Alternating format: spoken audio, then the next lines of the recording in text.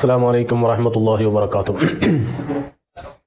الحمد لله رب العالمين، الصلاة والسلام على أشرف المخلوقين وعلى آله وصحبه أجمعين. أما بعد. അള്ളാഹു സുബ്ഹാനഹു വതആല നമ്മുടെ വിഷമങ്ങളും പ്രയാസങ്ങളും ബുദ്ധിമുട്ടുകളും ഒക്കെ അള്ളാഹു തീർത്തു തരുമാറാവട്ടെ. അള്ളാഹുവിൻ്റെ നാമങ്ങളിൽപ്പെട്ട അസ്മാഉൽ ഹുസ്ന, ഇതിൻ്റെ പവിത്രതകളും ഇതിൻ്റെ ഓരോന്നിൻ്റെ മഹത്വങ്ങളും ഞാൻ പല നിലക്കും പല വീഡിയോസുകളിലൂടെയും പറഞ്ഞ് നിങ്ങളുടെ മുമ്പിൽ അതിൻ്റെ മഹത്വം ഞാൻ പറഞ്ഞിട്ടുണ്ട്. അഷൈഖ് സ്വാലിഹുൽ ജഅഫരി റളിയല്ലാഹു അൻഹു പറയുന്നതായിട്ട് കാണാം, അള്ളാഹുവിൻ്റെ വിശുദ്ധ നാമങ്ങളിൽ ഓരോന്നിനും അതിൻ്റേതായ പ്രത്യേകതകളും മഹത്വങ്ങളുമുണ്ട്. ഏത് നാമമാണോ കൂടുതലായി ഒരാൾ പതിവാക്കുന്നത് അതിൻ്റെ സ്വാധീനം അവനിൽ കാണുക തന്നെ ചെയ്യും എന്ന് മഹാനവർകൾ സ്വാലിഹുൽ ജഅഫരി തങ്ങൾ പറയാം.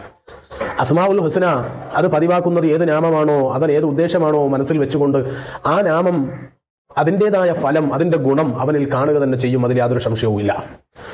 എന്നാൽ ഒരൊറ്റ ഒരു നാമമാകുന്ന അള്ളാഹുവിൻ്റെ ഇസ്മുകളിൽപ്പെട്ട ഏറ്റവും മഹത്വമുള്ള, ഏറ്റവും പ്രതിഫലമുള്ള, വലിയ മഹത്വമേറിയ ഒരു നാമമാണ് യാ ബാഖി.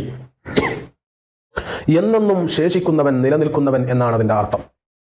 ഈ യാ ബാഖി എന്ന ഇസ്മ, അത് യാ ബാഖി യാ അള്ളാഹ് എന്ന് പറഞ്ഞാലും അള്ളാഹുവിനെ കൂട്ടിച്ചേർത്തുകൊണ്ട് പറഞ്ഞാലും പ്രശ്നമില്ല.